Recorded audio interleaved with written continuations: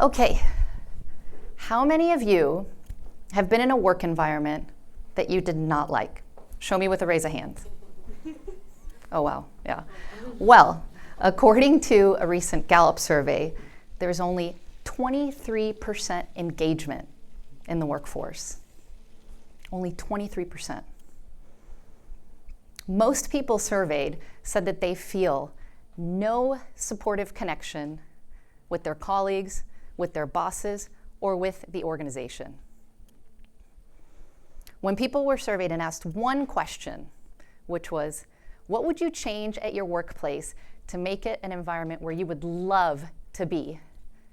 Most people, the overwhelming majority, responded with culture. Not pay, not benefits, culture. That's not good. Why? Because when you have lower engagement, you have less productivity, you have lower earnings, you have stifled innovation, and you have more people leaving the organization. And that's bad for business. That's bad for your brand.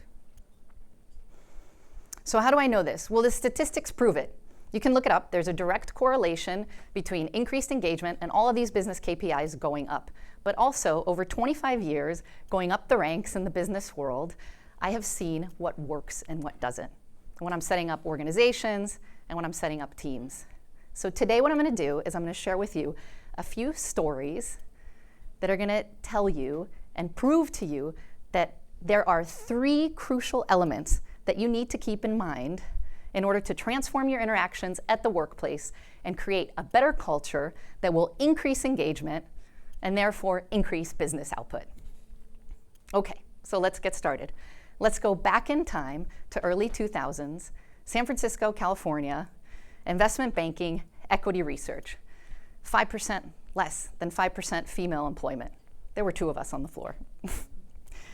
One day, I'm sitting around in the open space and I'm looking around at the guys, laughing and joking with each other, high five, fist bumps, taking space, being them.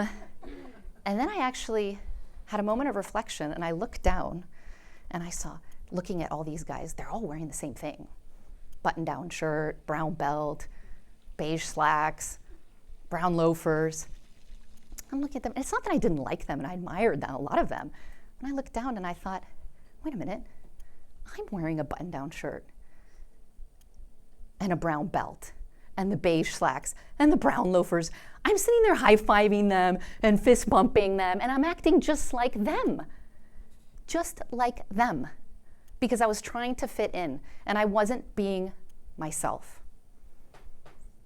I would not fall in that trap again. The next day, everyone was shocked when I showed up with a dress. But fast forward a few years, and I'm sitting around in Paris, France, at the motor show. I'm now in the automotive industry.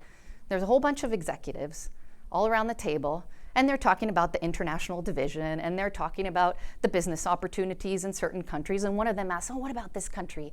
What are the business opportunities there? What's the industry volume? How many cars have been registered in the last year? And the exec immediately responds back, and he says a figure, I can't remember what it was, 150,000 or 200,000. That's small for the car industry. And they all nodded their heads. The thing is, that wasn't the right number. And I knew that because I was working in the international division. And I thought, oh my gosh, did that number come from my department? Did he get the wrong number? So I just leaned over and I said, hey, where did you get that figure? And he quickly looked back at me and he said, I just made it up. No one knows, with a wink. Problem is, I knew. And if I knew, then other people knew. And it was totally wrong. The real number was like 4 times that. I was closer to 1 million. So from that moment on, whenever he was talking, or whenever he was saying things, I was always wondering if he was telling the truth. So the first element is authenticity.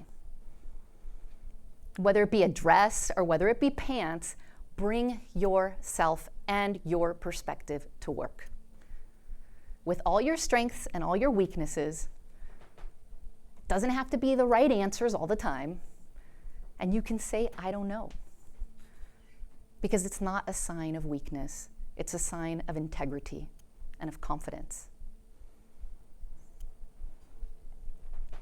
Second element. I was pranked. I was pranked bad. The victim of a major practical joke. I was working in the automotive industry, got this wonderful assignment, moved over to build up the new Europe, Middle East, and Africa headquarters in Stuttgart, Germany, with my colleagues. The boss leading this operation was fantastic. I was very excited. There were several colleagues coming and joining us who who'd worked together with me in other countries or in other assignments, and we were about to build this entire office and create the new culture. We were bringing in employees from Europe, Middle East, and Africa, and we were starting to set up this wonderful organization.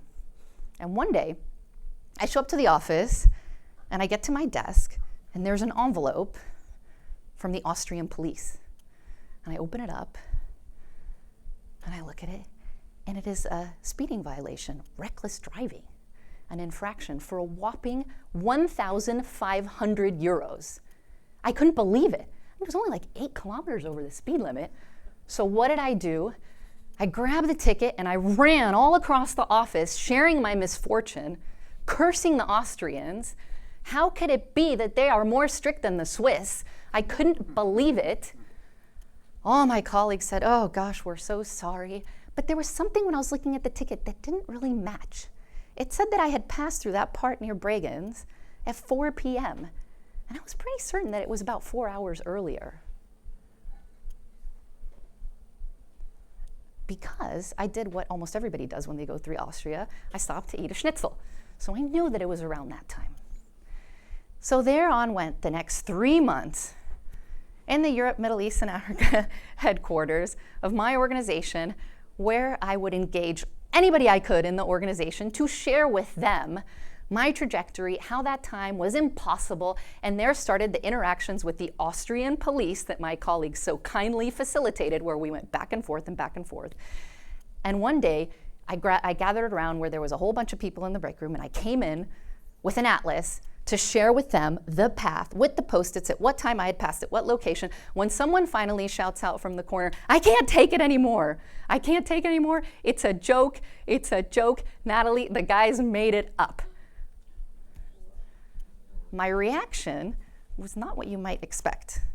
It was, of course, shock and relief, but it was incredible admiration for the guys who had thought up this excellent practical joke. I consider myself to have a really good sense of humor, and I love practical jokes. But this was too funny. And they got everybody around the office involved. People were engaged, people were plotting, people were interacting. It was building camaraderie. Okay, it was at my expense, but I am okay with that. I am okay with that, because the second element is humor. And you might not like practical jokes, okay. They can be awkward and they can be uncomfortable, and this one was maybe borderline illegal, but humor brings people together. A laugh before a meeting, a joke in a coffee room, it makes people comfortable. And it's the glue that helps to build good teams. So moving on to the third and the sweetest element. My start in automotive was great. I did this wonderful international management associate program with one of the big automotive companies. I traveled all over the world for 1.5 years, different assignments, different countries, and when I got my permanent assignment, I started working for a gentleman who was about to retire, a real old school car guy. I mean, he had started as a district manager calling on retailers. He had been all over. He had set up offices in Asia. He set up the Middle East and Dubai, and he was fantastic. He spent so much time with me, talking to me about the business. He told me how things work. He told me how things operated. He explained to me who did what, talked to me about how the organization was changing, how things were moving. He gave me kindness. He gave me his time, and he made me feel safe. And with time, he started pushing me to go into the boardrooms and represent the department. But he prepared me well, and I went in with confidence. And as the time went by, he was retiring, and I was moving up. And I was about to take over a team with people who were 20 and 30 years older than me, way more experience. I was so nervous. I was in my late 20s. I didn't know if I could do this. So I remember going into his office and telling him, I'm not sure if I can do this. And he said to me, Natalie, you got this. Lead with that unique perspective that you bring as an American and as a European. Respect the experience of those individuals on your team and learn from them. Communicate transparently and be open to feedback. Make decisions fairly and confidently, and stay humble. And that's a lesson you remember for the rest of your life, isn't it? Fast forward a few years, and here I am in another company, in the boardroom. It's quarterly business review time. That's when all the markets dial into the headquarters, and they start to tell you their risks and their opportunities and their forecasts for the year, and we tally them up and we see how we're tracking, and then we challenge and we go back and forth. It's a terrible several days of a lot of challenges, a lot of interactions. So there I am sitting in the room with the executives at the headquarters. And as the market started to dial in and to share their presentations of their forecasts, it became clear to me that this day was going to be about intimidation and pushback. The execs started to point out mistakes on the slides of the presenters. Spelling mistakes. Had nothing to do with the content. And being that most were not native English speakers, it was a strange thing to focus on. I remember one exec even pointed out on a slide of a market that was presenting a really unique issue that they had. He pointed out and he said, one of the bullets on that slide is not the right shade of red as the others. It was a show of power, right? It was uncomfortable.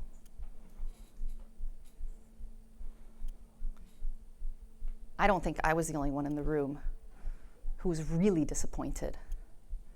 It was a counterproductive meeting. It was an autocratic expression and a pushback, and there were arbitrary challenges being thrown out at the end. 10% here on market earnings, 20% here. There was no discussion because it's easy to point out mistakes on people's slides. That's easy. It's harder to listen and to engage and to challenge and to have a thoughtful conversation. That takes a lot more effort. So for me, it was not only completely disappointing, but it was also autocratic and not the environment that I wanted to be in. So if I'm in an organization where I see and live management by fear, and the environment is too toxic to drive positive change, I'm out. Because the last element is kindness. And kindness isn't a force for good. It's good for business. It's a good investment. If you treat people with respect and empathy, you get more engagement and you get a boost in those KPIs that I talked about at the beginning. It's good for business. Intimidation and fear might give you quick results, but it's not sustainable. And it builds resentment and disengagement, and that's bad for business. So let's recap.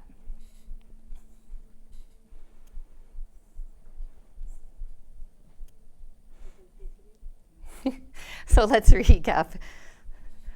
What are the most important elements that you have? Again, I've had 25 years of engaging in all of this and knowing what drives a good culture and what drives engagement in the organization. Authenticity. Bring yourself to work. The clothing is a metaphor, but you bring your unique perspective. You bring diversity, and you drive innovation. And you're human. There's things you know, and there's things you don't know. And people make connections to humans who then transform organizations. Number 2, humor. Humor can shift a mood.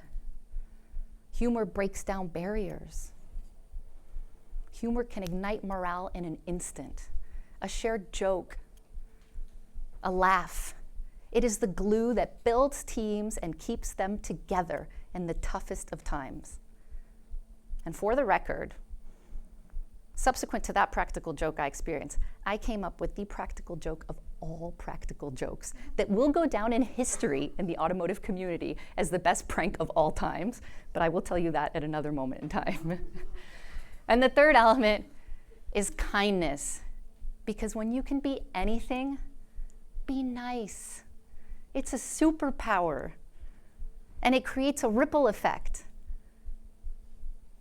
and it changes the culture. And when you change the culture in the organization, you get better engagement because it's a force of good.